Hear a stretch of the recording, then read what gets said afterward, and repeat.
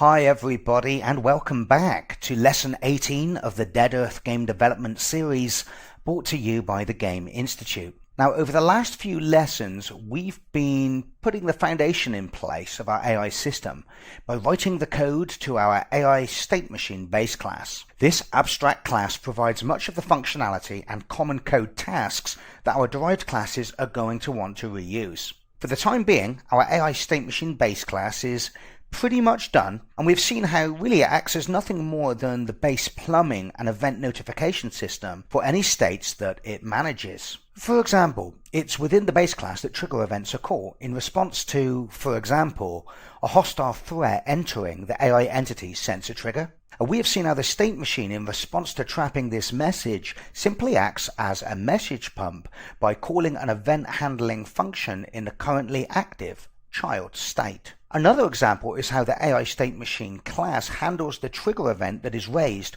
when the AI entity enters its target trigger. Acting as nothing more than a simple message pump once again, it calls the onDestinationReached method of the currently active state, which will truly handle the outcome of this event being raised. We have also seen how it is the AI State Machine base class which takes care of updating, with each update, the current distance to its target, so that child states can read this information back and make more informed decisions. And we've also seen that there are two other target slots available in our AI State Machine called the visual threat and the audio threat that can be used each frame by the currently active state to store and process the most important threats. The base class itself does absolutely nothing with the visual threat target and the audio threat target members. These will be set and retrieved by child states, but they provide a means of storage that child states can use. Now I store these audio and visual threats in the parent state machine instead of in the currently active state, so that the variables are available to all states during a transition from one state to the next. We certainly wouldn't want our audio and visual threats stored in, for example, the current state, not to be accessible by the state that we're about to transition into. So providing this common global target pool works out nicely. Remember, with the visual and audio threats, they're simply going to be assessed by the currently active state, and the most important threats are going to be represented here, and one of these, if they become more crucial or are seen to be more of a higher priority than the current target, will then become the new target. But this is all going to be done in the child state. Finally, we saw at the end of the last lesson how we could use Unity State Machine behavior scripts to put scripts on the animation states in our animator. We set it up so that each state in our animation state machine can tell the AI state machine whether the current animation playing should use root motion or root rotation. Here's the function here. We saw this implemented in the AI state machine by way of a reference counting mechanism for root motion and root rotation respectively. The long and short of it being, any child state can now ask the parent state machine about whether root movement or root rotation should be processed based on the current clip that's being played, by using the state machine's use root position and use root rotation properties. As you can see, these simply return true if the reference count for any of these are non-zero, or above zero should I say. Now, as well as creating our AI State Machine base class, we also created our AI State base class, which serves as the base class for all of our individual states, whether they turn out to be AI states for a zombie or any other NPC character. Now, the AI State base class is really just an interface. It's an abstract class that provides a methods of communication, really. It just sets out how a state machine can talk to its child states and let it know about any notifications. Of course, we do have the set state machine method, which is something that is implemented in this base class, and that's not something that we'd ever want to override or change the functionality of. And we saw in the last lesson how this method is used in the state machine startup function, where it fetches all of the states that are on its game object, and then it calls the set state machine function on each of those states, so that when we get up and running, every single state has the means to contact its parent state machine. And that's very important because our states are going to want to talk to the state machine quite a lot, and we're going to want to get things like distance to the target and store things like the currently highest priority visual and audio threats. However, I do want to make a change to this class now, and I want to add some generic functionality to the onAnimatorUpdated method. Now, just so that you remember exactly when this is called, if we go back to our AI state machine, you can see that this implements one of Unity's magic methods, the onAnimatorMove function. This function will be called by Unity when root motion has been calculated but has not yet been applied. And in fact, by implementing this function, we've seen in previous lessons that root motion will no longer be applied, and it is within this function that we can apply it ourselves or decide to modify it for whatever reason. And you can also see that what the state machine does is, on getting this notification from Unity, it gets the currently active state and it calls its onAnimatorUpdated method. Here you go. So this is the one I'm talking about. Now, we also discussed just now and at the end of the last lesson how we may have various different animation clips in the animator. Some may require root rotation, for example, some may not. And we implemented this nice generic system where the animation clip itself in the animator can use a state machine behavior script to contact the state machine and tell the state machine whether or not that animation would like to have root rotation or root movement. So what our child state wants to do is obviously listen to that in 99% of all cases, because although there may be some edge cases where in a particular child state, such as the attack state, we might want to override that and do something like help the zombie more sort of quickly face the player. In nearly every other state, if the animation is telling us that in order to look the best it needs to use root position and root rotation, then really our child state should adhere to that. So what we're going to do in the AI state base class is we're going to provide the default functionality which is going to be used by nearly every other state. So it means that in all the states that we create, we're not really going to have to worry about this. Okay, the base class of the state machine is just going to call the base class of whatever state it is that's running, and this onAnimatorUpdated method is going to handle it for us. So let's create this function now that is going to do pretty much what we've seen in the previous lessons when we did those simplified demos where we showed how to use the onAnimatorMove function. So what we really need to do here is we need to contact our parent state machine, which remember is stored in our state machine member, and we need to say, hey, am I supposed to be using root position? And if I am, then I need to calculate and add the new position myself to this object. So I'm going to say if state machine dot use root position, which remember is the function we created at the end of the last lesson in our AI state machine, then we will say state machine nav agent, which remember is another property that allows the child state access to the state machine's nav agent. And once we've got the nav agent, we can then set its velocity, much like we did in those early demos. Remember, we're still allowing the nav agent to update the position of our character by adjusting its transform, but what we're doing is we're overriding the velocity of the nav agent based on what the root motion is telling us. So what we need to do now is we need to get the state machine's animator, and we need to know how much to set the velocity to so that it mimics the actual velocity that is contained in the animation. And we've done this, in previous lessons. So it's simply state machine animator. Remember, this is another property that allows any child state access to the state machine's animator. Now you know why those individual states need to have access to its state machine, because it's going to talk to them quite a bit. And of course, we've got that property called delta position, and this tells us how much that the object should have moved if root motion had been applied automatically for just this update. But of course, velocity is specified in meters per second, so we need to take the number of meters that we've moved in just this fraction of a second, and we need to apply that as a per second value. And we do that, like I said in previous lessons, by simply dividing by time.delta time. With what we've just done here, we know that any child states that we create, even if we don't bother implementing the onAnimatorUpdated method, we just know that if the clip says, hey, can you please apply root position or root rotation, that our base AI state class is going to do that for us in this function. Now at the moment we've just processed the root position, but we also need to do the same for root rotation. So we need to say that if the state machine is telling us that we should also be calculating root rotation, and of course, once again, we use the state machine's use root rotation property. Then we say state machine dot transform dot rotation. So we've got the transform of our zombie, and we're about to set its rotation. So what are we going to set its rotation to? Well, this information is stored in the state machine's animator. So we say state machine dot animator, and of course, we saw in previous lessons how the animator has a root rotation property, which tells us the exact rotation that the animation thinks that it's at. And of course, this is the root rotation that would have been applied to our character by Unity automatically had we not overridden the onAnimatorMove function. So we're just emulating what Unity would do for us if we were just automatically applying root rotation. So there you go. That's now our base AI state class sort of implemented with some very useful default functionality. Like I said, this is going to be pretty much relied upon for virtually every state we create. I can't remember offhand if there were any states that didn't sort of use this base functionality and might have overridden the onAnimator updated function. But if it was in very few cases. Go back to Unity and just check I haven't got any errors, and I haven't. Okay then, so with our AI state machine base class pretty much done, it's now time to create our very specialized state machine that zombies are going to use. Because remember, the AI state machine base class contains all very generic stuff that can apply to AI entities of any type, both friendly NPCs and zombies.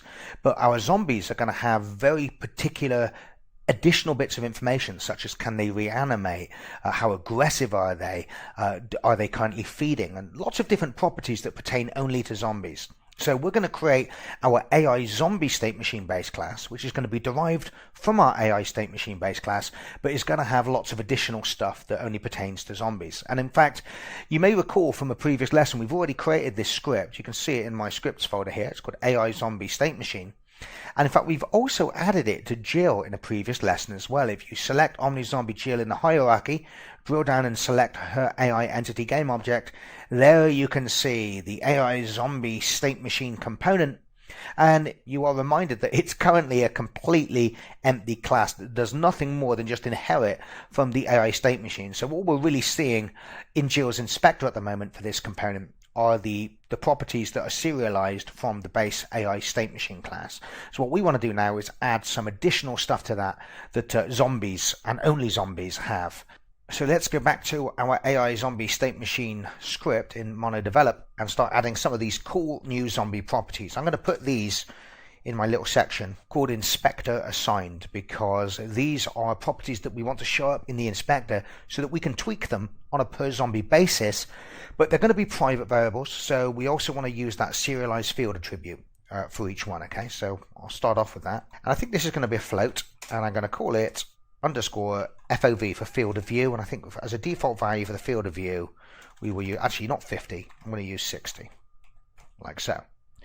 So if I save that off, go back to Unity, we should just see that now show up in our script. Yes, we do. But, you know, it's a float field, and I don't think that's as pretty to work with. We want it to have a slider, I think, like our stopping distance. So let's use that range attribute as well. And it also allows us to define sensible ranges. So if I use the range attribute, I think we'll say the minimum field of view that a zombie can have would be 10 degrees. I think that's a pretty good minimum. Anything less than that, you have to wonder whether he's got any eyes at all.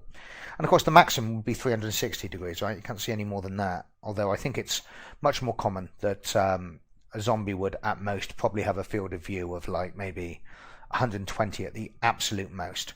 And just to check that's worked okay, if I save that off, then go back to the editor, we should now see that 50 replaced with a cool looking slider. I'm going to do that for most of these properties where a slider makes sense. So let me set that to 60. So the next thing I'm going to define is going to be the site range. And I'm going to copy some of these actually, just so that I don't have to reinvent the wheel each time and type all this stuff out. So the second property I'm going to create is going to be called site. And this is kind of related to field of view, but it's how far into the distance the zombie can see. So we can think of this, if I go and select Jill for a moment, and we can see that we've got that great big sensor trigger. What have I done? There you go, a great big sensor trigger. We know that the field of view is going to kind of carve a piece of cake out of that, if you like. So if we imagine we're looking down on it, the field of view is going to define a section of that, so that any visual threats outside the field of view, even though they're inside the sensor trigger, will be discarded. But then we're further going to do a test based on what the sight strength is of the zombie, which is going to be a 0 to 1 value. So if the sight strength was 1, it means that the zombie can see all of the way within a field of view, of course, to where the parameter or the radius of that sensor trigger ends. But if it was 0.5, then even if the zombie was inside the trigger and inside the zombie's field of view, but it was more than half the sensor trigger's radius away, they wouldn't see it. So this has got to be a value between 0 and 1. And by the way, we're also going to use a hearing property that's going to be used in exactly the same way, a 0 to 1 value, which describes how far, kind of as a percentage of the sensor trigger's radius, this zombie can hear things. So this allows us to tweak the hearing and sight capabilities of the zombies very easily, which means that even zombies with almost identical properties, with just these things changed, can react differently and at different times to different stimuli, and it just makes it all feel a bit more organic and less robotic. So I'm going to choose sight for that one, and I'm going to choose hearing for that one. These have to be 0 to 1 range values, so let's change the range attribute to reflect that. And I think the default for the sight 0.5 is like your average zombie maybe.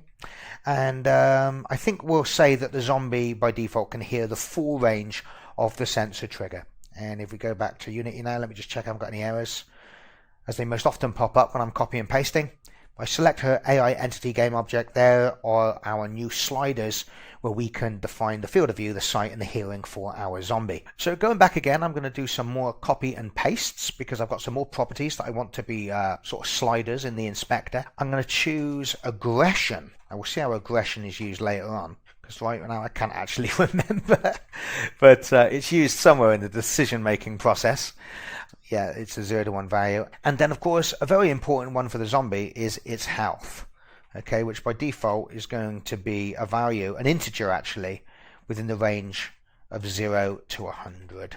So let me just make the changes to the range attribute to make that fall in line with an integer value. We'll say that all zombies start off at full health, but of course we can tweak that in the scene on a per zombie basis. Just check I haven't got any errors, and I have.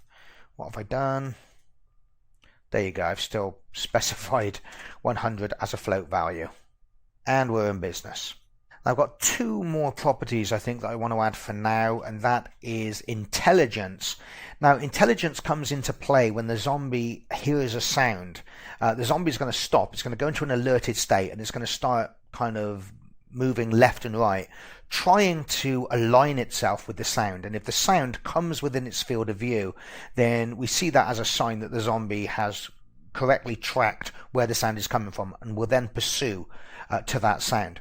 So we use the intelligence to say that when the zombie is kind of moving left and right, trying to ascertain where the sound is coming from, the more intelligent it is, the higher chance that it's going to turn the correct way and it's going to correctly track the source of that sound. So once again, this is going to be a 0 to 1 value. So I'll just copy aggression and call this intelligence. And actually, I'll leave it at 0.5. So by default, our zombies are kind of half intelligent. And I think the final one I'm going to add is satisfaction. Now, satisfaction is used when the zombie is feeding or determining whether it should feed. Okay, so you can think of satisfaction as being like hunger. Whereas the zombie is moving around the level, it's going to become weaker and weaker and weaker. And when its sort of hunger falls below a certain threshold, if it sees a dead body, it's going to go and try and feed on that corpse.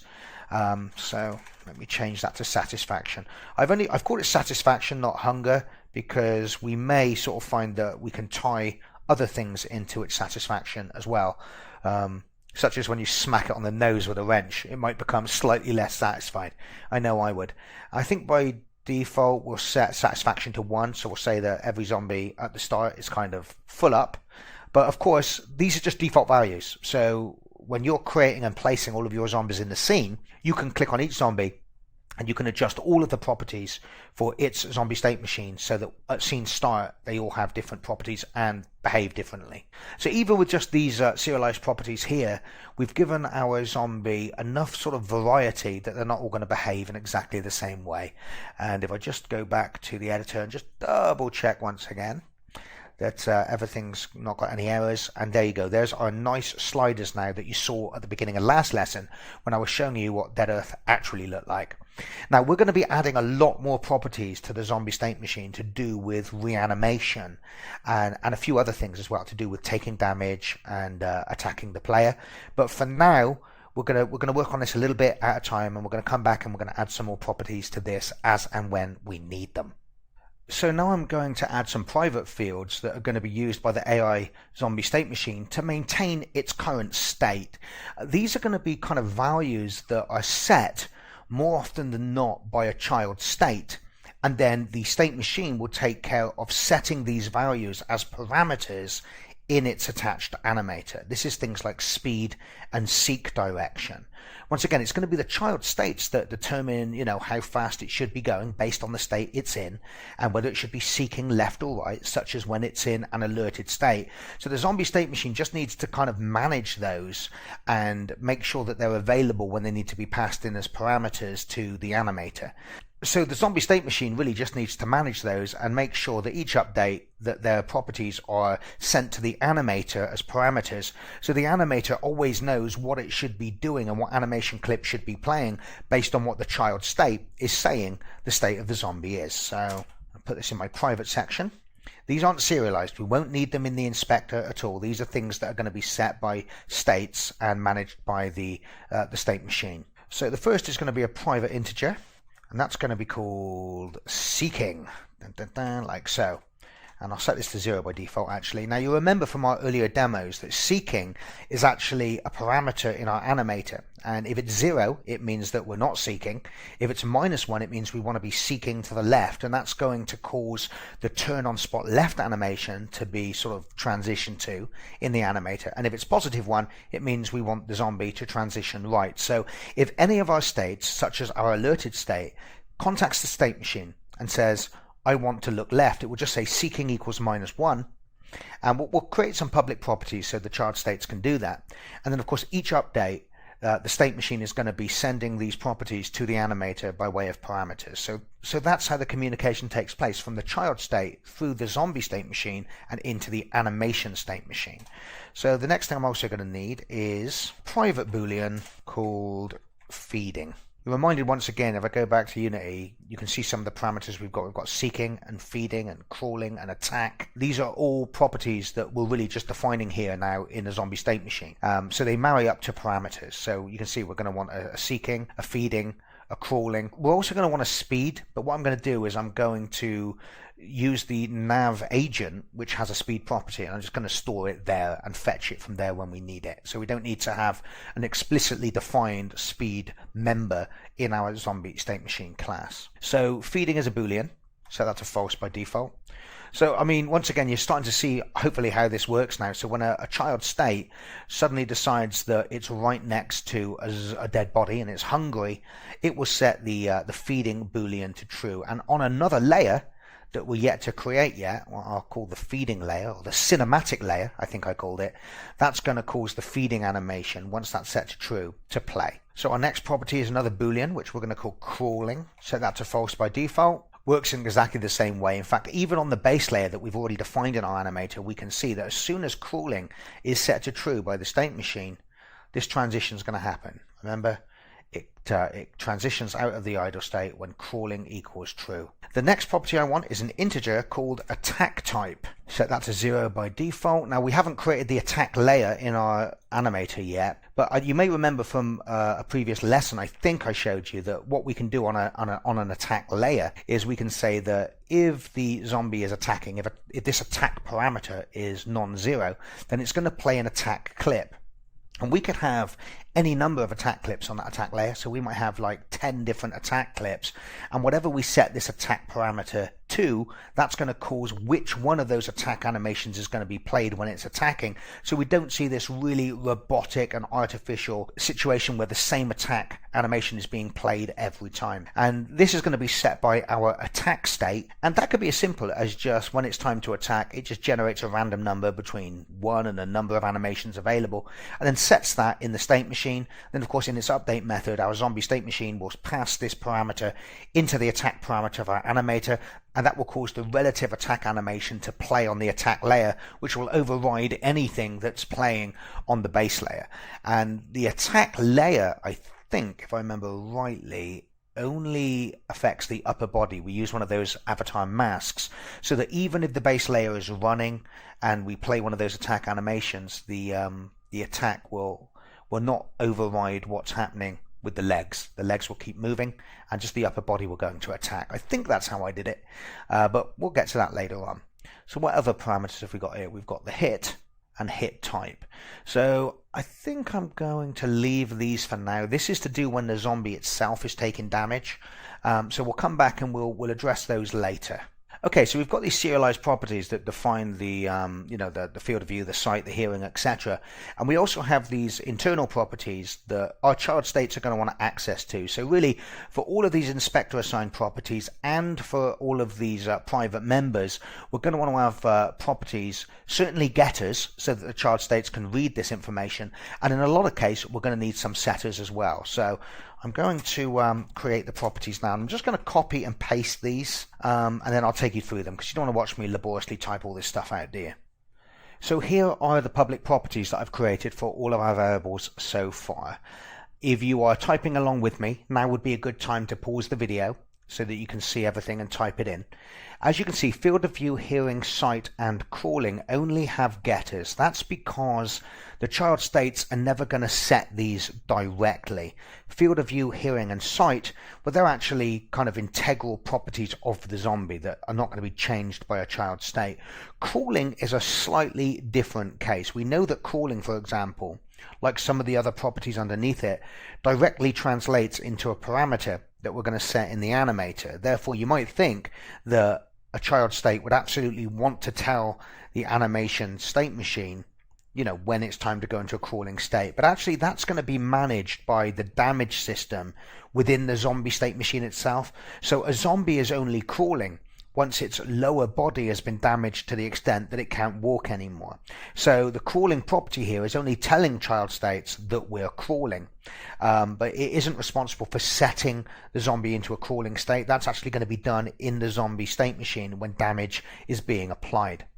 Intelligence, of course, is also just a getter property because it's an integral property of the zombie's behavior. There's not going to be any child state that's going to make our zombie more or less intelligent. But satisfaction, aggression, and health are, of course, properties that need to have setters as well. For example, remember we said that satisfaction is like hunger. So when we're in the feeding child state, the length of time that we're in that state feeding, we're going to want that state to increase the satisfaction of our zombie over time until its satisfaction reaches 100%. It's no longer hungry and it will stand up and resume its patrolling. And aggression is also something that we might want to change on a per state basis. I don't think I do yet, but I do plan to. There could be various things that you do, like loud noises or something, or very particular types of weaponry that make it more aggressive.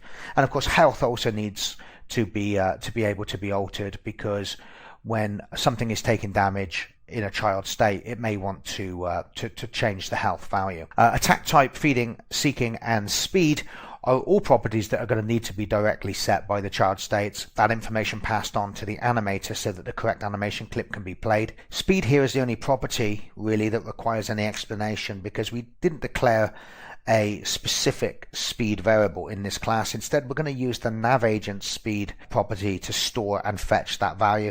So you can see in the getter for our speed property, we just say if navagent is null, then the character is obviously set up incorrectly, so we return 0 for the speed always. But if the navagent is legitimate, then we'll fetch the speed value from its speed property.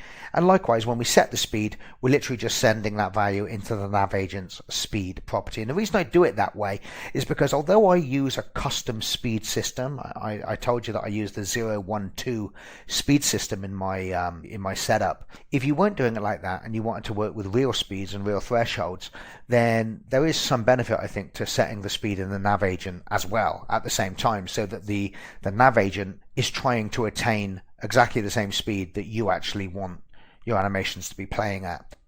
So now let's create our AI zombie state machine's update function, which, apart from calling the base class, which contains obviously all of that functionality which manages the child states and gives each child state a chance to update, is really just going to make sure that any of the properties that we've just created that change on a kind of per frame basis are constantly refreshed within the animator's parameter list.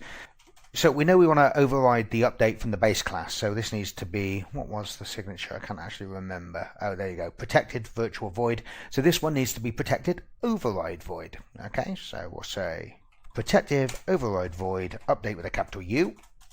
And of course, the first thing we're going to do is make sure that we call the update method of the base class. Very important, because you're just reminded in the base class that that is where the current state is given a chance to update itself, and we also get to trap when the current state wants to transition into a new state. So it's really important that we make sure that processing happens. But going back to our new update function, all we need to do now is a series of animator.set calls to set the properties as parameters. Now, we don't need to set all of these properties. Certain things like, for example, crawling, they're the sort of thing that are set once when that body gets damaged, so we don't have to keep refreshing it every frame. Once it's set, it stays set in the animator. So once again, because here's just a couple of lines where I'm basically just doing animator.setFlow, animator.setIn, I'm just going to copy and paste them in, and then we can look at them.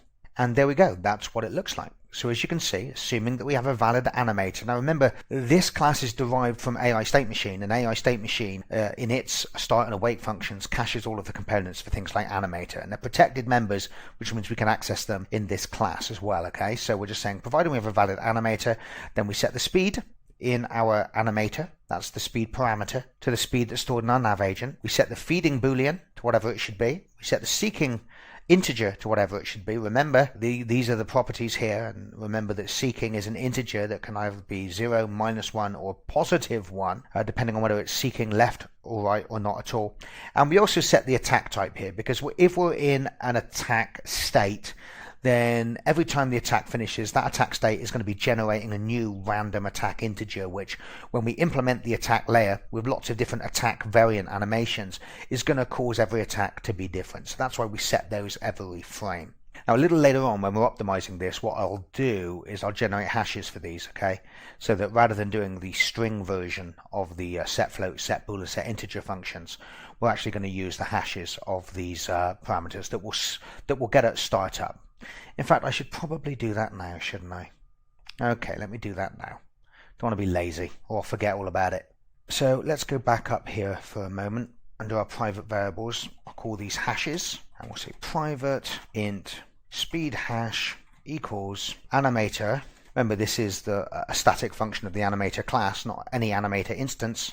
And we use the string to hash function, don't we? We send in speed exactly as it's spelled in our animator. So we've also got seeking, so I'll call this the seeking hash. Once again, animator, string to hash, seeking. And we've got two more to do, haven't we? We've got feeding hash, and there's the feeding one. So feeding hash equals animator string to hash feeding. What was the last one called? Oh, attack. So I'll call that attack hash. Once again, animator string to hash, attack like so. Let me just double check I've definitely spelt those all right, and they got the right capitalization. Yes, they have. They match the parameters in my list. So now we can just go down to here. We can say speed hash, feeding hash, seeking hash, and I guess you know what's happening next, right? Attack hash. Absolutely. I'll save that off. Just check I haven't got any errors, and we're good. So I think what I'll do now is I'll put some comments on this, because at the top of this class still says doesn't do anything yet. So I'm going to pause the video and put some comments in this puppy. So I think we've added enough for now, such that with our AI zombie state machine, which is going to be the state machines that all of our zombie characters use, plus all of that functionality that we implemented over the last 3 lessons that it inherits from its base class, we have a state machine now that is kind of fully functional and is ready to start communicating with child states. Now, the zombie state machine is going to have a lot of stuff added to it in the future to do with reanimating a dead zombie, to do with the zombie taking damage, and also to do with the zombie attacking the player. But for now, we've got enough to go on with. So the next thing that we need to do is we need to start thinking about creating our first states that this state machine is going to work with. Now, we have our AI state base class, which is a very generic interface, and it contains some very base functionality that all types of states may want to use, such as the on animator updated that takes care of applying the root motion.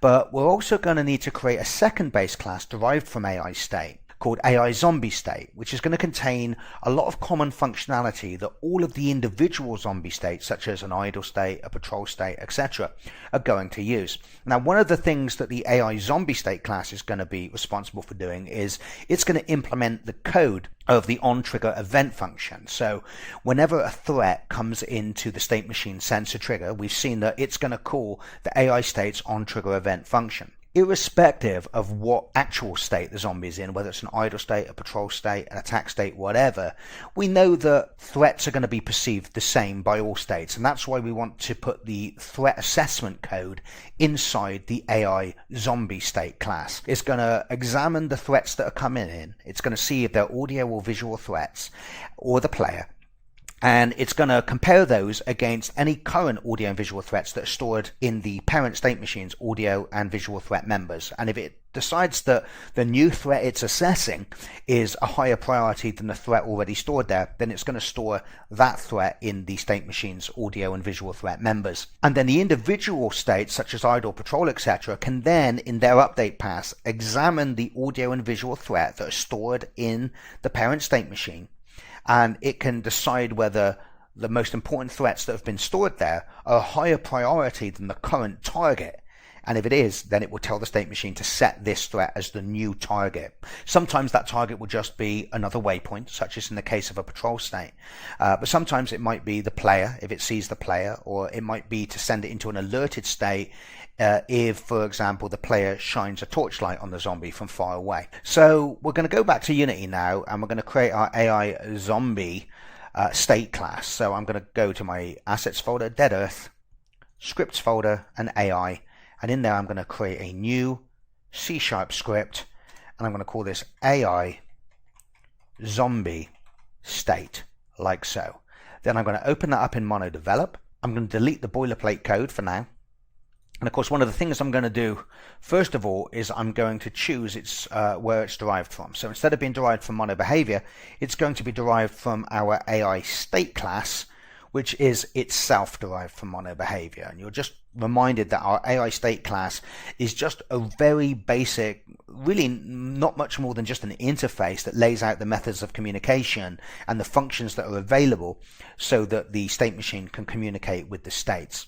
In the derived class, though, it's this function that we want to override and implement, which is going to be responsible for getting trigger messages of any threats that have entered the state machine sensor trigger and reacting to those threats. We also need to make this an abstract class because it's not going to be directly instantiatable. For example, it's not going to implement the where is it? I'm trying to look for it now. Oh, the get state type function. So we've got another abstract class here. Where is it? There it is. Sorry guys, got a bit confused there.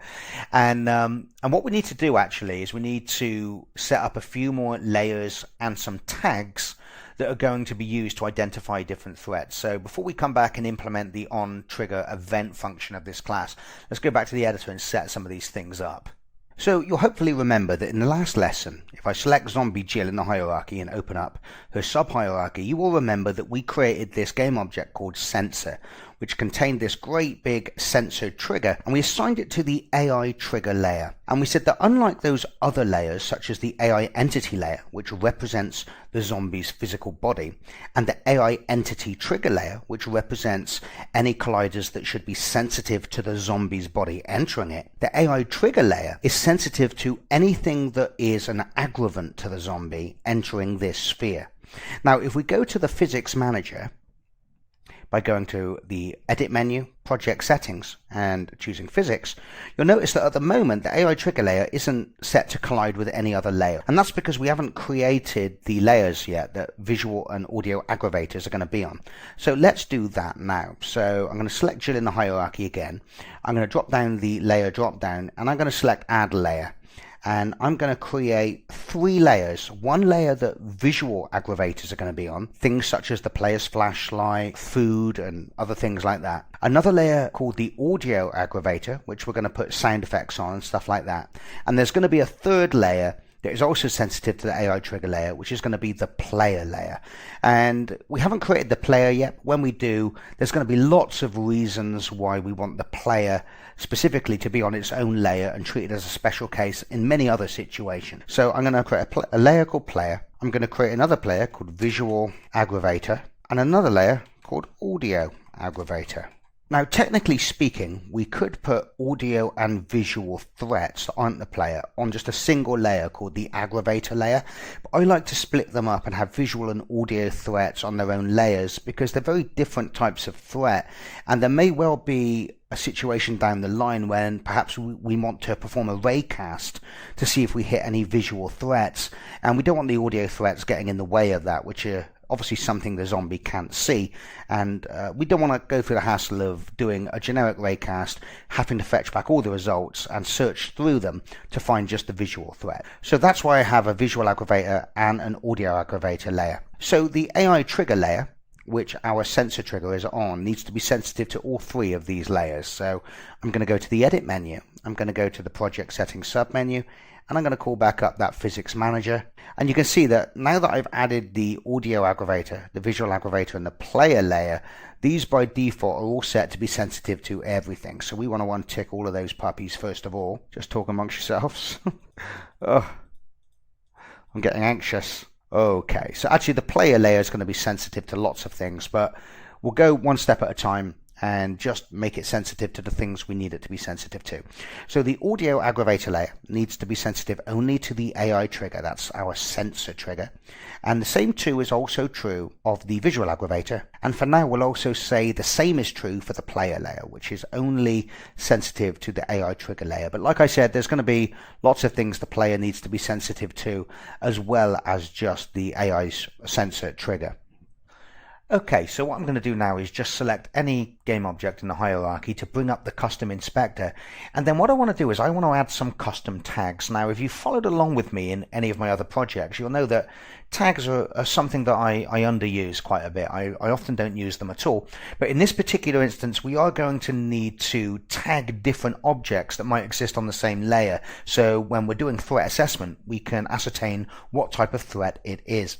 For example, there are lots of different visual threats. There's the player itself, there is a dead body that is seen as sort of a visual threat that is food for the zombie, and then there's other things that are just like more generic visual threats, such as the flashlight, or maybe a light going on in a room, or just anything that moves somewhere.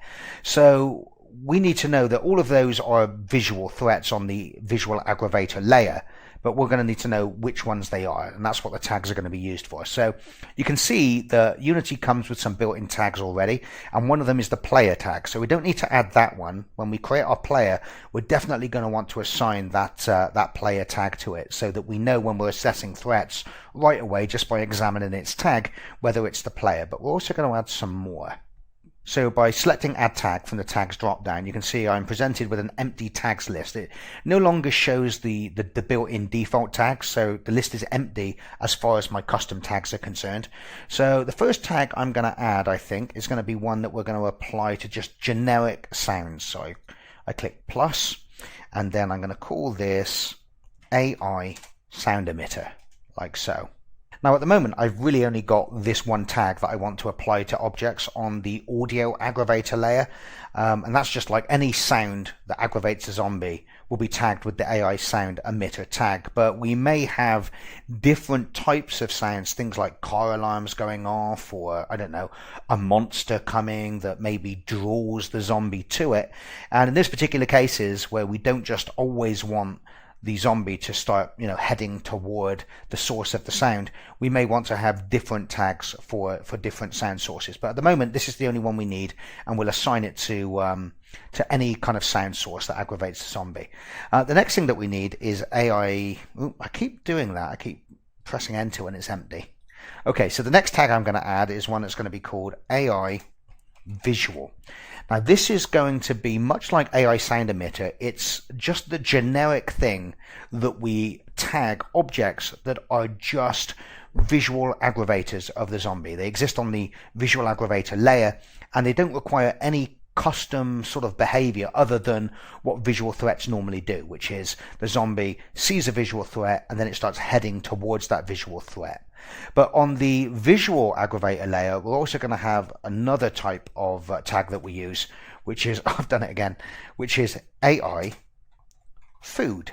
And we're going to give this tag to sort of dead bodies on the ground that zombies can feed on.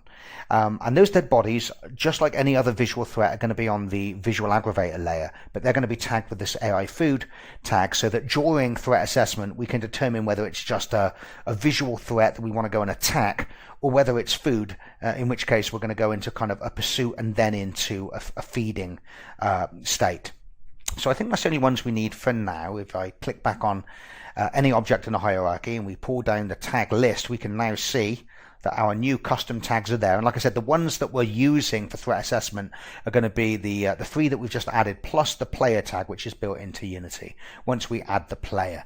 And of course, during threat assessment, the player tag is going to be the one that has the highest priority in threat assessment. So even if the zombie is heading towards a sound that it's just heard emitted, or it's heading towards some food, if it sees the player, that becomes the new top dog, and that becomes the new target instantly. So we've got our tags, we've got our layers. What we need to do now is we need to go back to our AI zombie state script, and we now need to override that on trigger event function to do our threat assessment. So I'm going to call up that script in MonoDevelop. Remember, it's in scripts, AI, and it's this one here that we just created. AI zombie state. Took me a while to find it there. As you can see, at the moment it's empty. So let's now create that on trigger event function. Now, if I just flip back to the AI state class from which is derived, we can see the function signature. Here it is. On trigger event, it's got a void return type, so we're going to want to override this virtual function. You can see it takes 2 parameters, the AI trigger event type, which is one of our own enumerations, and the collider that generated the event, the thing that in this particular instance has entered the sensor trigger. So the first thing we want to do in this function is we want to make sure that we've got a valid reference to an AI state machine, because if we haven't got a reference to our parent state machine, then we can't really do anything. We need to talk to the state machine. We need to know, how far this threat is from the sensor and all that sort of stuff. So we know that if we look at the base class from which this is derived, it has that set state machine function, and that is called for every state by the parent state machine in the parent state machine startup function. You'll remember that it fetches all of the states that are on its game object, iterates through each one, and calls its set state machine method to set this private state machine variable. So we should have access to the state machine unless we've done something really silly, such as add our state to a game object which doesn't have a parent state machine. So the first thing we'll do is we'll just do a little check that says if state machine is null, then return. Okay, so the next thing we want to do is we want to check what type of event we've been sent, because we're only really interested in enter and stay events. We're not really interested in any threats leaving our sensor trigger. So we'll do a little check first just to make sure that the event type isn't an exit event type. So you can see that I say if event type doesn't equal AI trigger event type exit, well then we step into this code where we do our processing. Now you can see I've also pasted in a line there, and what it does is it basically fetches the visual threat from the parent state machine. Now just to remind you, visual threat and audio threat are of type AI target. And if we go back to our state machine, you will recall that this is a structure that allows us to contain the type of threat it is, the collider, the position, and the distance to that threat from our current sort of state machine sensor position. And the audio and visual threat members, if I just scroll down to the fixed update function a moment, there you go, you can see are cleared at the beginning of each physics update. So whenever this function is called in our state, if it's the very first time it's been called for the current physics update, then the visual and audio threats are always going to be 0, or they're going to have a type of target type none. So the whole idea here is that if we imagine we've got 5 threats within our zombie's sensor trigger, then the on-trigger event function is going to be called 5 times, once for each of those threats. And what we're going to do in this function is we're going to assess the threats, and if that threat is more important than the one that we've currently stored in the visual and audio threats in the parent, then we're going to store them there. If it's not, then we'll just ignore it. So the very first time on trigger event is called at the start of a physics update, visual and audio threats will be, they won't contain any threats. And of course, any threat we get here will overwrite that. So the first thing we're going to do is we're going to fetch what the current type is of our visual threat. Now, the reason I check the visual threat is because if the visual threat is already set to something other than none, and the current threat that we're just about to process is an audio threat, then we can kind of throw it away anyway, because visual threats will always be more important than audio threats. And of course, we've already touched upon that out of the visual threats, the player is always the highest priority visual threat. So we're going to have to process each of these threat types in turn. So the first thing we'll do is we'll check if it's the most important threat that we're currently processing. We'll check that it's not the player. So I pasted this line of code in just to help speed things up. So the first thing we do is we examine the tag of the collider that we've been sent to see if it belongs to the player.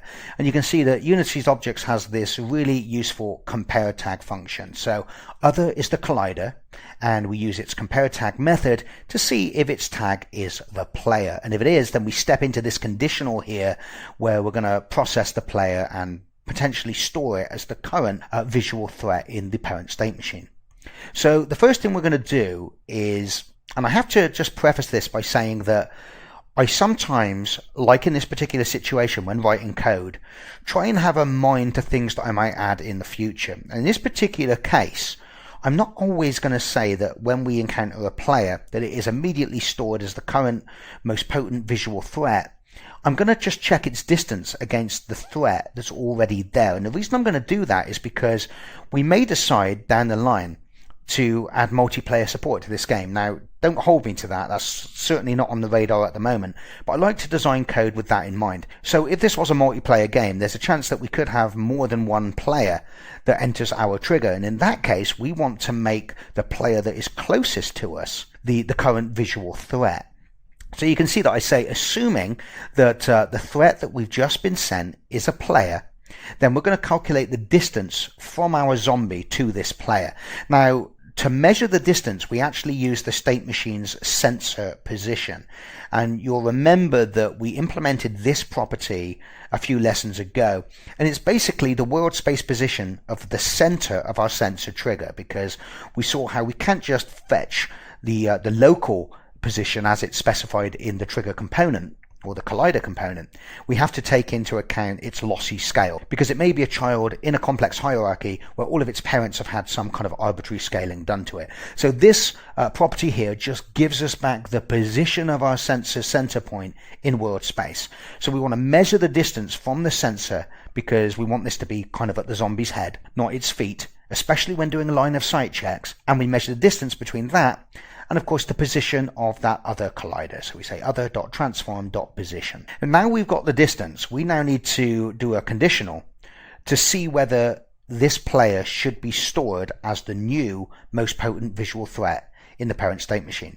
So one of the conditions under which we always wish to store this as the current visual threat is if the current type of the visual threat that we've got stored there isn't a player at all. Remember, a player is the most high priority visual threat for the zombie. So even if visual threat is set to something other than none, such as food or flashlight or something else, if it's not a player and the thing we're processing is a player, then this has the potential to become the new visual threat. Okay, and the other situation where this may be the new visual threat is if the current type is a player. So in other words, we've already stored as our most potent visual threat a player, and the thing that we're currently being sent information about is also a player. Well, if this player is to replace the old player that we've stored, its distance has to be sort of closer to us or smaller than the distance of the current visual threat that we've got stored.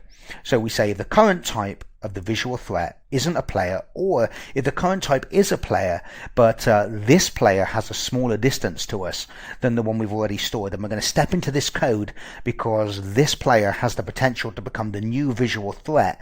Of course, the sheer fact that its distance is closer to us doesn't mean that this is a threat at all, because it's a visual threat, which means it has to fall within our field of view. So in order to do that, I'm going to write a helper function in this class called collider is visible, and it's going to test it against its field of view, return true if it's within the field of view or false if it's outside the field of view. So we'll actually do that now. Actually, I've just spotted a mistake there. You can see that I create this local variable of AI target type and I assign it state machine visual threat. Now of course visual threat is of type AI target. if we go back to our AI state machine and refresh our memory of what AI target looks like, you can see that contains all of the information about the visual threat. One of its properties, called type, returns the AI target type, and that's a member of the AI target type enumeration up here, which we created a few lessons ago. And you can see we have none, waypoint, the player, whether it's a light, whether it's food, or whether it's audio. So what we want to do is actually assign it the type, not the actual target itself. So if I go back to there, and on the end of that visual threat, call its type property, that will sort out that little bug there. So what we're going to do is, before we carry on creating the onTrigger event function, we're going to just jump out of it, and we're going to create the collider_is_visible function that we need to call from the onTrigger event function. Now the collider_is_visible function is going to need to do a few things. Firstly, it's going to have to see if the player is within inside the zombie's field of view. So that's easy enough to do. We just have to create a vector from the sensor trigger center point to the player, and we need to measure the angle between that vector and the zombie's forward facing vector. And if that angle is greater than the field of view, then we know that the player is outside the zombie's view cone and it's not to be processed any further. But we also want to take line of sight into account. For example, even if the player is inside the view cone and well within the sight range of the zombie, that doesn't mean that there's not something blocking the zombie's view, such as a building in the way, or perhaps even another zombie. So what we're going to have to do is we're going to have to do a raycast. To do that, we're going to also have to think about what layers we want to be sensitive to in that raycast. So all of the buildings and the base geometry that is in Dead Earth levels is all going to just be on the default layer, okay? So we definitely want to include the default layer in the raycast, and that will let us know if the ray we've cast has hit any buildings closer to the zombie than the player. We're also going to want to be sensitive to the player layer itself, because that's what the player is going to be on. So we want to know if we do hit the player closest to us instead of something on the default layer, then it means that there is no building or any other sort of geometry or structure blocking the zombie's line of sight. And finally, and this is where we need to jump ahead of ourselves a little bit here to fix this problem, is we may have our line of sight actually blocked by the body part of another zombie. Now you're going to see later on, when we set our zombies up to be capable of becoming ragdolls, we're going to add a collider on all the main body parts of our zombie. And we're going to put all of these colliders on the AI body part layer.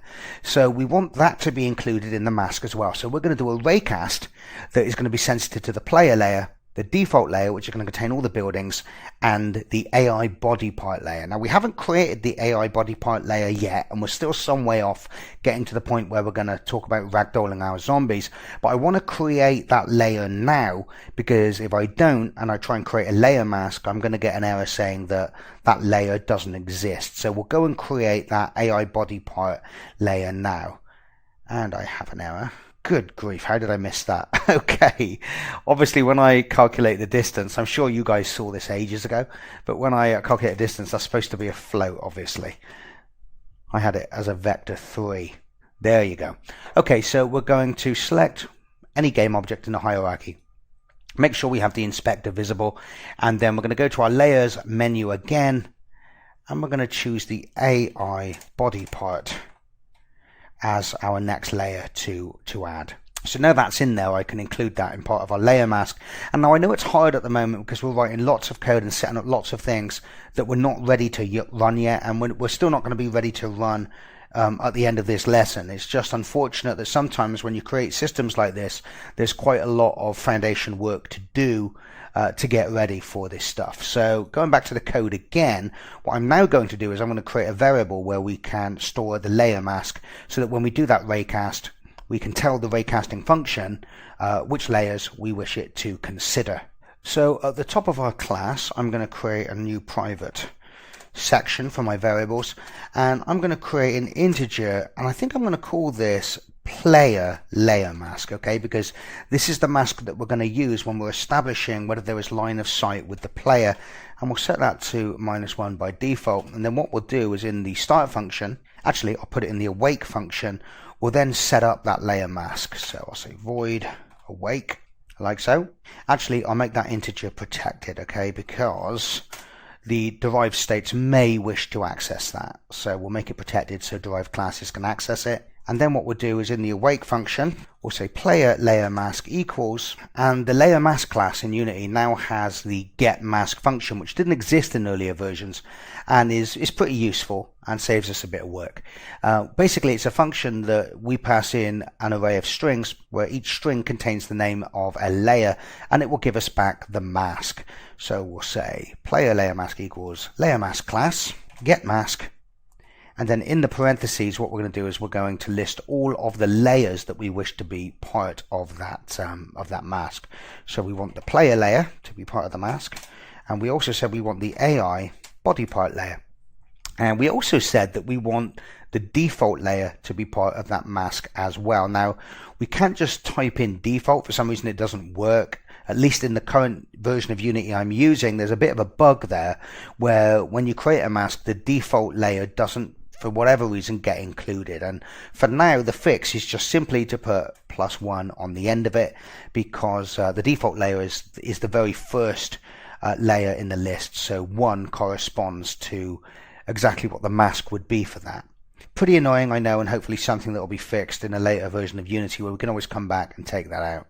So now what we're going to do is we're going to, in our onTriggerEvent function, we're going to call that colliderIsVisible function, which we haven't created yet, but we know kind of what it's going to look like. It's going to return a boolean that says, you know, whether the collider is visible or not. We'll say collider is visible, and as its first parameter we'll pass in the collider that we wish to test against this state machine's field of view. And I think what we'll also do, as well as sending in the layer mask, is we'll also send in a raycast hit info.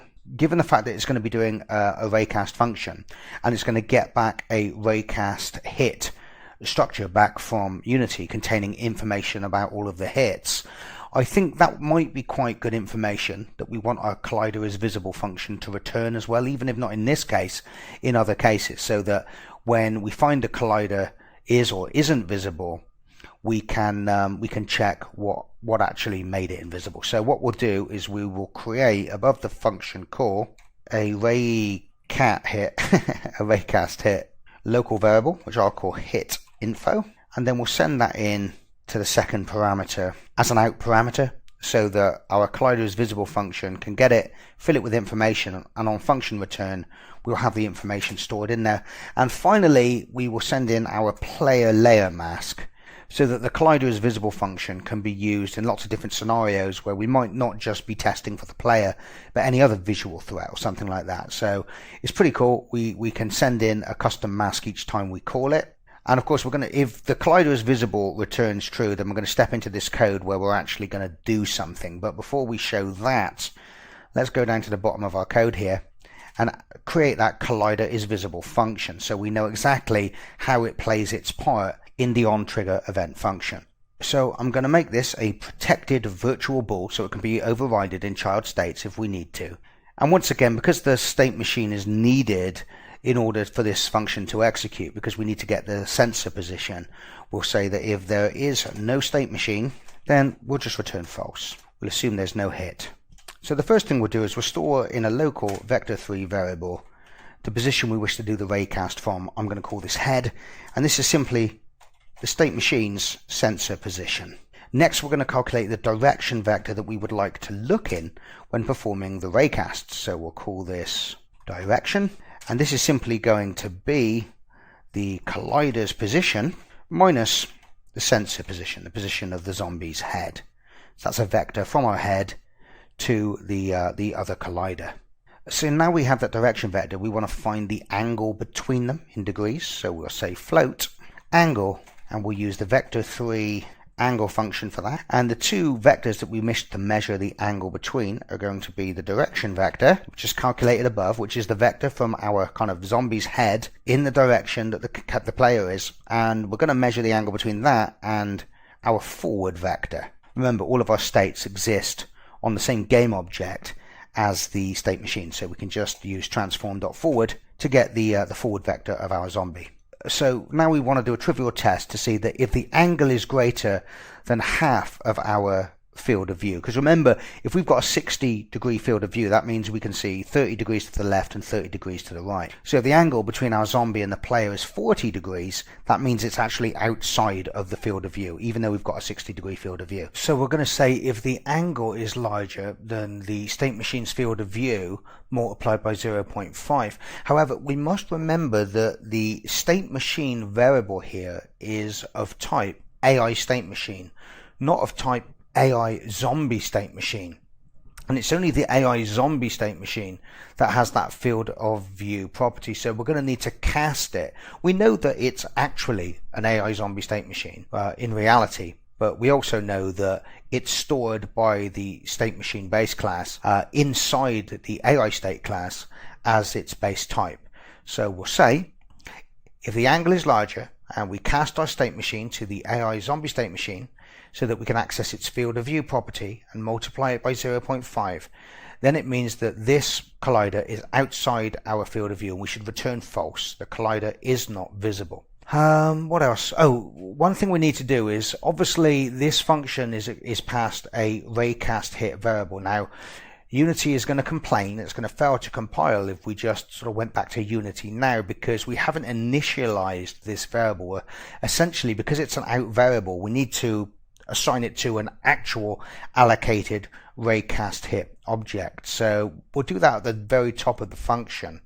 So you can see I'll say hit info equals new raycast hit, and that way, even if we return immediately because we have no state machine, we've obeyed all the rules and hit info is actually being sent back a proper raycast hit structure. And finally, before we can even test this, we need to make sure that because this function returns a boolean, we need to make sure that all of our code paths return a boolean. So we need to make sure that if we get down to the bottom here, that we say something like, I don't know, return false for now.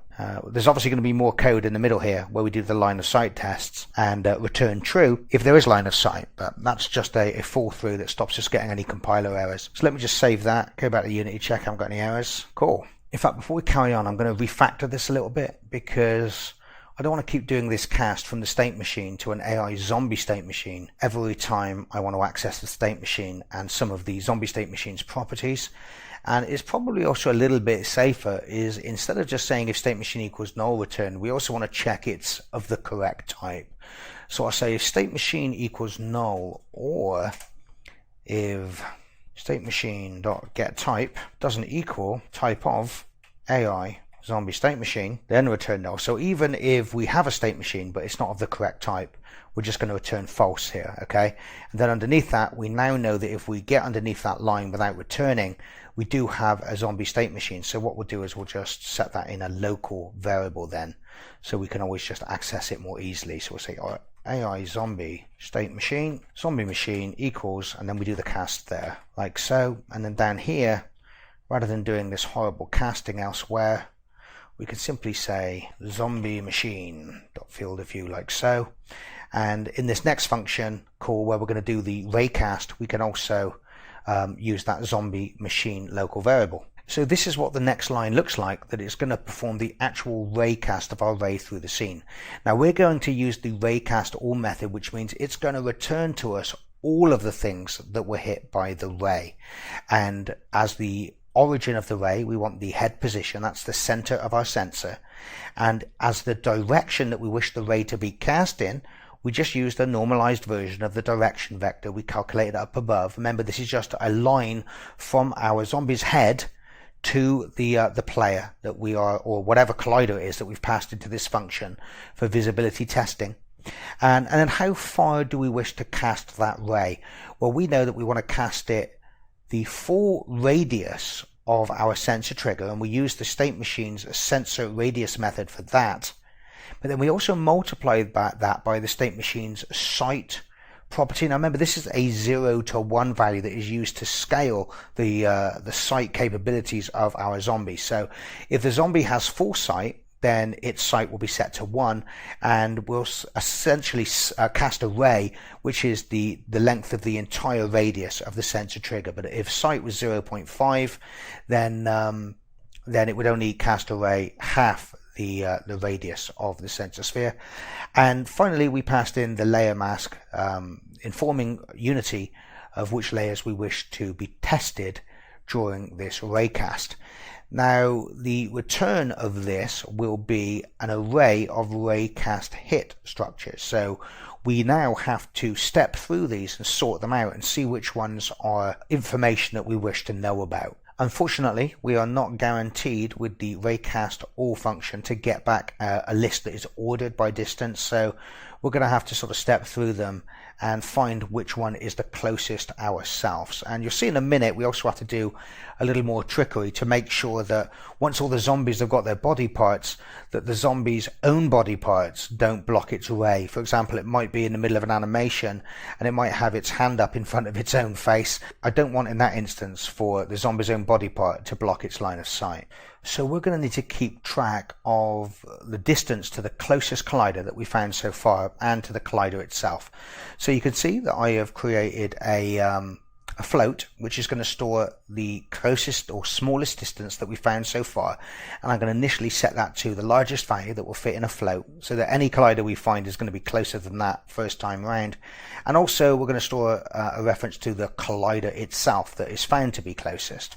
So now what we need to do is we need to step through all of the hits that were returned. So I'll say for int I equals 0, so I is smaller than hits.length, so we go in I++, so that's us stepping through all of these raycast hits that were returned. Inside the loop we'll just fetch the hit that we wish to process, so we'll say raycast hit, just call that hit equals hits I, and now what we want to do is check the current hit that we're processing to see if its distance is closer than the collider and the distance that we've recorded so far. So we'll say if hit.distance is smaller than the closest collider distance that we've recorded so far, then we'll step into this conditional code block here. Now this is where we're going to check that we don't hit ourselves. In other words, the zombie doesn't have its line of sight blocked by one of its own body parts, because its arms might be moving in an animation, or its head might be, I don't know, looking left or right into its shoulder or whatever. I just know that in reality it became a problem. So what we want to do is we want to get the layer of the thing that we've hit. We want to know if it's on the AI body part layer. If it's not, we can process it normally, but if it is an AI body part, then we want to check it's not one of our AI body parts. So we'll say if hit.transform.gameObject.layer equals, and we want to check the body part layer rather than do the kind of the get mask here, which is going to be inefficient because it's going to do that every single time the collider is visible is called. What we'll do is we'll create a variable up above and we'll call that the body part layer, like so. And then I'll go at the top now and I'll create that body part layer mask much like we did with the player layer mask. So I'll create another protected int called body part layer, set to -1 by default, and then in the awake function we'll just say body part layer equals layer mask get mask AI body part, like so.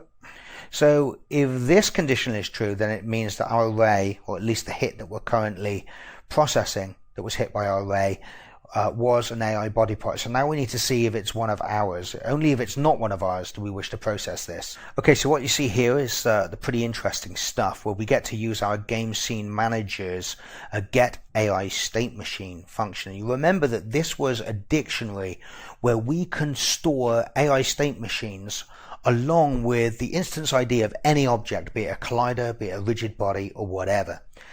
We've seen already so far that even with the basic colliders and triggers that we've created for our zombie, in the state machine start function we registered them with the game manager by using the register AI state machine method, and the get AI state machine method allows us to very easily, given a part that is registered with the database, what the AI state machine is that's registered with it. Now you're going to see later on when we set up our ragdolls, we're going to create colliders and rigid bodies for all of the different body parts, and all of those body parts, rigid bodies, are going to also be registered with their instance IDs in this dictionary, stored alongside their AI state machine. So we're jumping ahead again here, but basically what we're saying is if we've hit a body part, then we're going to get the instance ID of its rigid body, and we're going to see if we've registered that rigid body with our dictionary and with an AI state machine. And if it returns an AI state machine,